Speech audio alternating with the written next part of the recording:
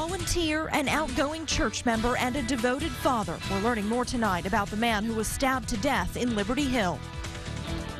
Good evening. That is where we begin tonight. Authorities are on the hunt for a man suspected of stabbing another man to death earlier this week in Liberty Hill.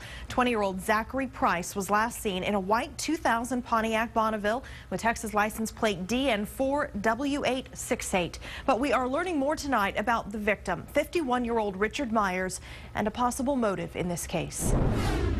He knew his mission, and he knew his purpose. He knew the reason why he was here. His pastor says Richard Meyers found joy in feeding others. We just converted this into a place with a lot of shelves and as much food as we could possibly gather. When Rock Point Church opened its food pantry about 8 weeks ago, Pastor Shane O'Brien says it was right up Richard Meyers' alley. He would be out on the patio behind a grill, flipping burgers, laughing with people, making sure that everybody had got something to eat.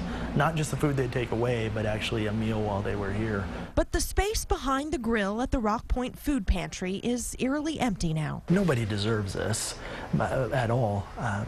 But especially somebody that was this much of a servant of other people. Tuesday afternoon, Meyers was stabbed to death at his Liberty Hill home. The suspect, Zachary Price, is the 20-year-old son of the mother of two of Meyers' younger sons. And authorities believe the two men argued over the death of a cat, but won't elaborate further. Wrong place, wrong time. And yet, I think Richard and I would completely agree that when your day comes up, it's your day no matter where you are. So, right place, right time. But his sudden death has left a lot of broken hearts at his church and for everyone Richard Meyers touched. We're only going to be better because of what his life was.